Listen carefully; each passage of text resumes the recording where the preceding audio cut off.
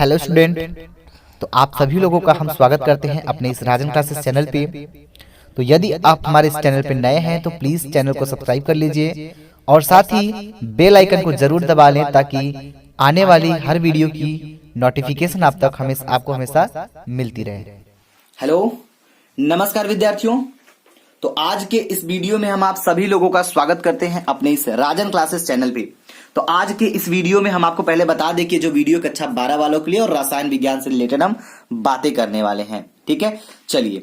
तो आज हम वेरी इंपॉर्टेंट नेमिंग रिएक्शन, ये चीज प्लस रिएक्शन करने का सबसे आसान तरीका आपको बताएंगे और हम चाहेंगे कि इस वीडियो को पूरा अंत तक देखिए, क्योंकि कोई भी चीज अगर अधूरी होती है तो वो आपको पूरी तरह से नहीं समझ में आती है। ठीक है, सो हम चाहेंगे कि आप इसको पूरा देखिए और साथ ही साथ आप अपने ये चैप्टर से यानी अपने टॉपिक से नेमिंग रिएक्शन, हम इतना कहते हैं नेमिंग रिएक्शन आपको 100% पूछा जाएगा भाई, ये ध्यान दीजिएगा। तो नेमिंग रिएक्शन तो हम आपको बताइए करेंगे, साथ ही साथ आपको उसके साथ जो रिएक्शन होगा उसमें आपको ये भी बताएंगे कि रिएक्शन करते कैसे हैं, कितनी आसानी तरीके से कर सकते हैं। ठीक है, तो चलिए आज का मेरा यही वीडियो है। तो चलिए बिना देर किए हम स्टार्ट करते हैं। तो फटाफट वीडियो को शेयर कर दीजिएगा थोड़ा सा, ठीक है। और वीडियो अच्छा लगे तो लाइक और कमेंट करके हमें जरूर बताइएगा, क्योंकि लाइक और कमेंट आप नहीं करते हैं तो थोड़ा सा प्रॉब्लम होता है। प्रॉब्लम ये होता है कि भाई इतना मेहनत हम लोग कर रहे हैं आपके लिए, तो आपका भी कहीं ना कहीं हक बनता है थोड़ा सा लाइक और शेयर करने का। ठीक है, तो ध्यान दीजिएगा। अब हम शुरू करते हैं। तो सबसे पहले क्या है, सबसे पहले हम चलेंगे किस पे, सबसे पहले हम चलेंगे, तो बात अगर उठी है नेमिंग रिएक्शन से, ठीक है, बात अगर उठ गई है नेमिंग रिएक्शन से तो चलेंगे पहले नेमिंग रिएक्शन की तरफ। नेमिंग रिएक्शन, एक चीज ध्यान दीजिएगा, जो चीज आपका छूटेगा नेमिंग रिएक्शन आप उससे हमें कमेंट बॉक्स में बताइएगा, हम उसको भी क्लियर कर देंगे। तो पहला जो हमारा बेहतरीन और सबसे शानदार रिएक्शन होता है वो होता है कैनी-जारो अभिक्रिया। ठीक है, आपको बोला जाएगा एग्जाम में कि कैनी-जारो अभिक्रिया को उदाहरण द्वारा समझाइए। दे दिया प्यार से, 3 नंबर में 2 नंबर में लटक गया। अगर आएगा तो आप उसको तोड़ेंगे, अगर नहीं आएगा तो आप उसको छोड़ेंगे। समझ में आ रहा है, लेकिन छोड़ना नहीं है। अगर आप छोड़ेंगे तो वो आपको नंबर छोड़ा देगा, ठीक है, लेकिन आप तोड़ेंगे तो वो आपको नंबर देगा, समझिएगा। तो पहला हम लेते हैं कैनी-जारो अभिक्रिया। देखिए, जरूरी नहीं है कि कोई भी रिएक्शन आप लिख सकते हैं, अभिक्रिया कौन सी होनी चाहिए, कैनी-जारो। तो सबसे पहला हमारा कैनी-जारो अभिक्रिया क्या है, कैनी-जारो अभिक्रिया।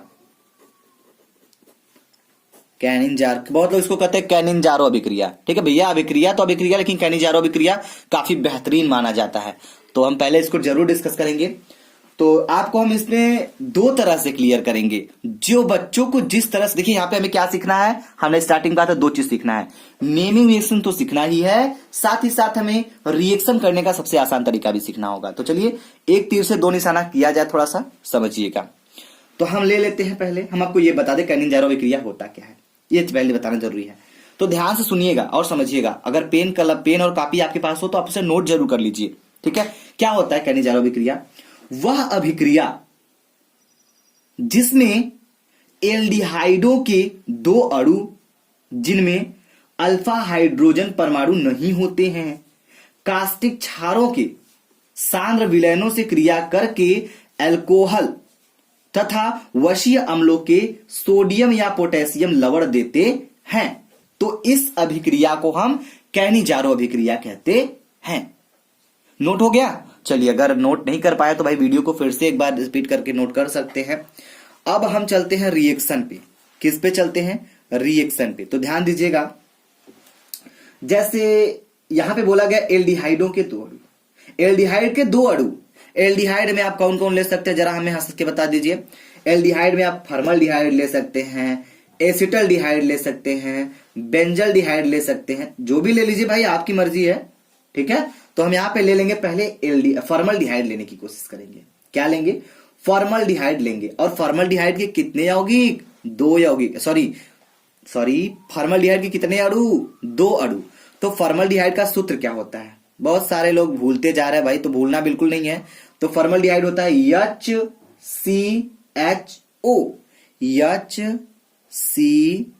HCHO। ओ। हमने आपसे बोला रिएक्शन करने की सबसे सिंपल तरीका, तो समझिएगा ये नियमित रिएक्शन स्टार्ट हो गया है, कैनिजारो अभिक्रिया चल रही है जो कि वेरी इंपॉर्टेंट है, इसको ध्यान दीजिएगा। ठीक है, HCHO, लेकिन यहाँ पे 2 अणु लेना है तो 2 लगा देंगे। ये आपका हो गया फॉर्मल्डिहाइड। नोट करिएगा भाई अगर समझ नहीं आएगा तो, ठीक है, फॉर्मल्डिहाइड हो गया।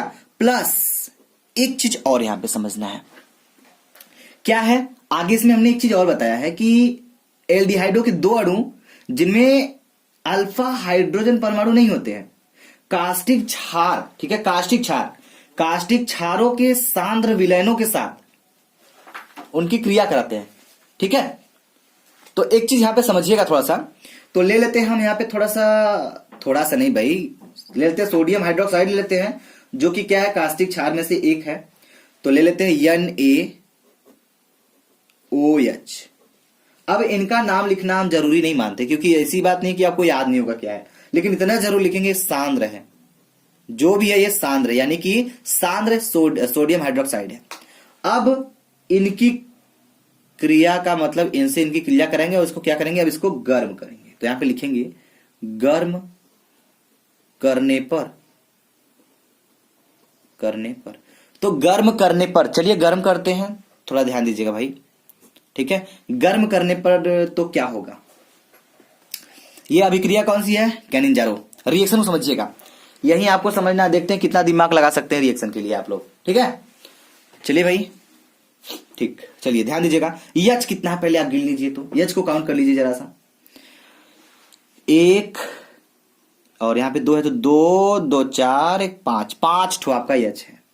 कितना है, 5 ठो H है ना। चलिए, तो 5 ठो H है, तो एक काम करते हैं हम यहां से H निकालने की कोशिश करते हैं। तो पहले एक चीज ध्यान दीजिएगा, ये C कितना है, C आपका 2 आगे लगाया तो C भी आपका 2 ही हुआ कि नहीं। तो जब C आपका 2 ठो हो गया तो हम एक खुद C यहां लिख लेते हैं। समझिएगा, रिएक्शन दोनों तरफ बैलेंस होना चाहिए, पहली बात जानिएगा। तो C हो गया, कितना है, 2 ठो है, तो एक खो यहां पे लिख दिए हैं। H कितना है, 5 ठो है, तो H3 CS3 लिख दिए हैं। H 3 ठो हो गया ना। चलिए, CS3 हो गया। अब O कितना है, आगे 2 लगा है तो यहां पे भी 2 ठो हो गया, और यहां पे एक खो 3 ठो हो गया, तो CS3 हो गया। और पीछे से हम इनको उठा ले जाएंगे। समझ आई बात, यानी C 2 ठो है, यहां पे हमने एक खो लिखा, H आपका 5 ठो टोटल था, यानी कि एक खो यहां पे है और 4 ठो यहां पे, तो 4 1 5 ठो था, जिसमें से हम यहां पे OH निकाल के यहां पे ऐड कर दिए। इससे अगर देखें तो ये हमारा बन गया मेथिल एल्कोहल। क्या बन गया, मेथिल एल्कोहल। क्या बना, मेथिल एल्कोहल बन गया। प्लस अब जो बचता है उसको निकालने की कोशिश करते हैं हम लोग। तो H कितना खप गया जरा बताइएगा, तो 3 1 4 ठो H आपका खप गया, जो कि था हमारा 5 ठो, था कि नहीं, 5 ठो, 5 ठो था, 4 ठो खप गया है, तो एक खो जो बचा है वो हम यहां पे लिखेंगे H हो गया। C आपकी 2 ठो था, एक खो यहां पे लिख देंगे, एक खो बचा है, तो H के बाद C लिख देंगे, यानी C का भी काम तमाम खत्म हो गया। अब O कितना है, यहां पे 2 लगा है ना, तो 2 ठो O है अभी, क्योंकि ये तो निकल चुका है, यहां पे 2 O है और आगे 2 लगा है, तो 2 ठो ऑक्सीजन है। तो जब 2 ठो ऑक्सीजन है यहां पे, तो हम निकालेंगे O HCOO, और लास्ट में बच गया फाइनली Na, तो यहां पे हो जाएगा Na।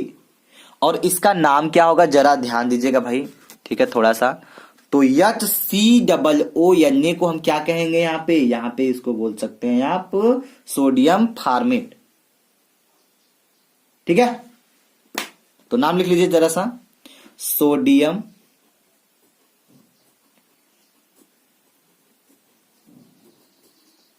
फार्मेट। Clear, good. चलिए भाई, अब आगे चलते हैं। ठीक है, तो ध्यान दीजिएगा, ये तो हो गया आपका फॉर्मल्डिहाइड से। अगर चाहें तो आप बेंजल्डिहाइड से भी करा के देख सकते हैं, चाहे तो। भाई नहीं चाहेंगे तो बात अलग है, आप उसको प्रैक्टिस कर लीजिएगा। चलिए, तो चलते हैं नेक्स्ट पे। तो दूसरा रिएक्शन जो है वो क्या है, दूसरा रिएक्शन आपका है रोजेमुंड अभिक्रिया। क्या है, रोजेनमुंड अभिक्रिया। तो चलिए ध्यान दीजिएगा, रोजेनमुंड अभिक्रिया।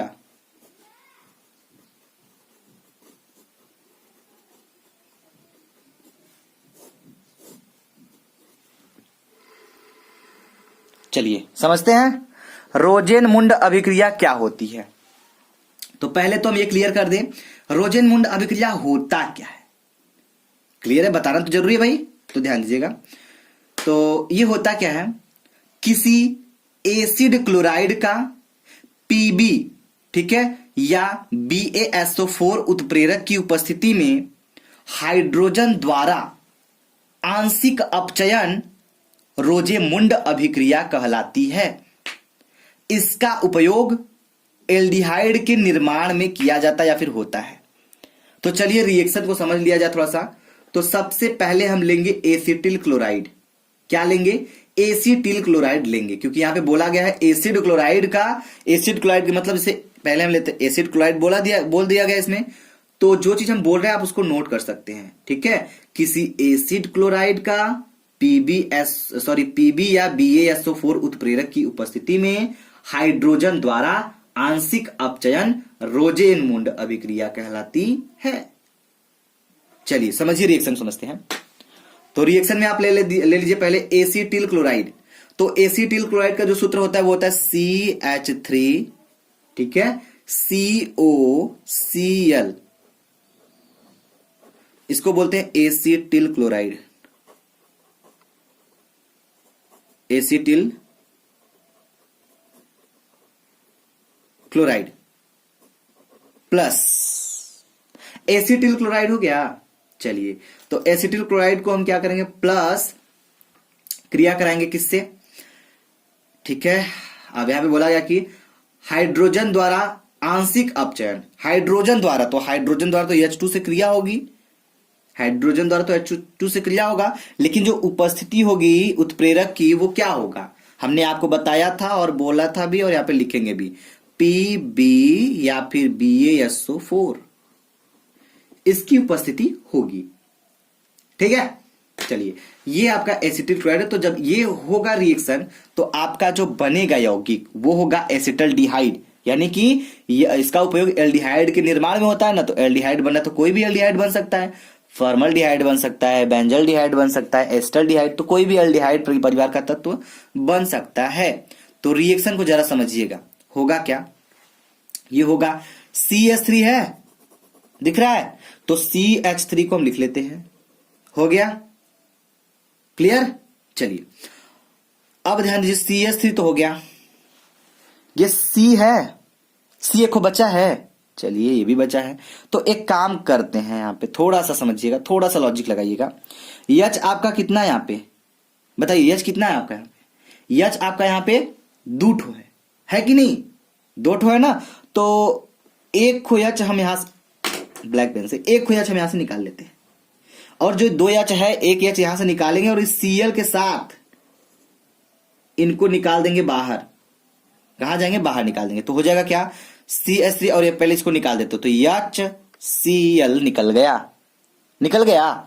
अब देखिए यहां पे हाइड्रोजन 2 ठो था, तो एक को निकाल के इसके साथ बाहर कर दिए, एक को अभी बचा है। तो जो एक को हाइड्रोजन यहां बचा है ये CHO निकाल देंगे। समझिएगा कैसे, C है तो C को लिखेंगे C, H यहां पे एक को बचा है H लिख देंगे, और O आपका यहां पे एक को बचा है तो हो जाएगा O। और ये जो CH3 CHO बना है भाई साहब, इनको हम बता दें, ये हो जाएंगे क्या, इनका नाम हो जाएगा आपका CH3 CHO, तो हो जाएगा एसिटल्डिहाइड। क्या हो जाएगा, एसिटल्डिहाइड, इसका नाम लिख लीजिए।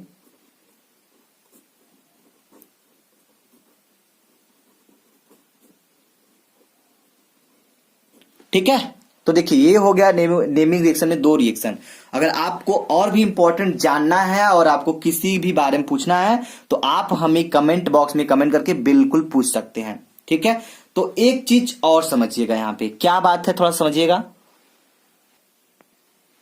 तो ये तो नेमिंग रिएक्शन था, लेकिन एक रिएक्शन और बताएंगे। जब कभी कभी पूछता है कि इससे इसको कैसे प्राप्त करेंगे, इससे मतलब क्या, कोई रिएक्शन लेके समझ लेते हैं। ऐसे बोलने से अच्छा है कि कोई रिएक्शन के माध्यम से समझ लिया जाए और अच्छे समझ में आ जाएगा, ठीक है। तो एथिल ब्रोमाइड से एथिल अल्कोहल कैसे प्राप्त करेंगे। एथिल देखिए बहुत इंपॉर्टेंट है, हम इसको बताना चाहेंगे भाई, इसीलिए बता रहे हैं, तो नोट करिएगा। एथिल ब्रोमाइड से ब्रोमाइड से, ठीक है, एथिल ब्रोमाइड से एथिल अल्कोहल, एथिल अल्कोहल। तो एथिल ब्रोमाइड से एथिल अल्कोहल आप कैसे प्राप्त करेंगे, जरा ध्यान दीजिएगा। तो सबसे पहले आपको इसका सूत्र जानना होगा, इसका सूत्र जानना होगा, और किससे क्रिया होगी इसको भी जानना होगा। तो चलिए देखिए यहां पे हम कितने सिंपल तरीके से आपको बताते हैं, बहुत मजा आएगा, बहुत मजा आएगा, थोड़ा सा बस ध्यान दीजिएगा, ठीक है। तो एथिल ब्रोमाइड का जो सूत्र होता है, एथिल, एथिल मतलब C2H5Br, यह है आपका क्या, एथिल ब्रोमाइड है। नाम लिख लीजिए भाई,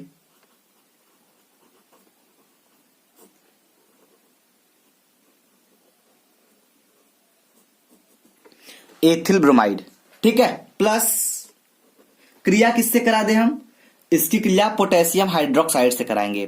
किससे, जान लीजिए और नोट भी कर लीजिए, थोड़ा सा रिएक्शन बहुत मजा आएगा करने में। पोटेशियम हाइड्रोक्साइड का सूत्र होता है KOH, ये होता है KOH यानी पोटेशियम हाइड्रोक्साइड।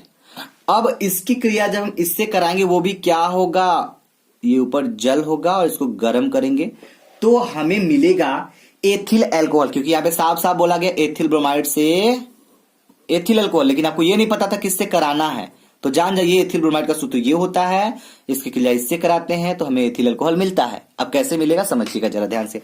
होगा क्या, सिंपल सी बात है, यहां से हम K को उठाएंगे और यहां से Br को उठाएंगे। तो KBr को उठा के बाहर फेंकेंगे, मतलब निकाल फेंकेंगे, चल भैया तू बाहर चल, किसका काम है, KBr, ये निकल गया KBr, इसको बोलते हैं पोटेशियम ब्रोमाइड। बोलते हैं कि नहीं बोलते हैं, बोलते हैं ना। चलिए प्लस, अब ध्यान दीजिएगा, बच क्या गया, ये C2H5 बच गया और पीछे बच गया OH। तो सूत्र क्या होता है एथिल अल्कोहल का, अब आप समझ जाएंगे क्या होता है भाई। तो C2H5 OH है तो OH हो गया, इसका नाम हो गया एथिल अल्कोहल,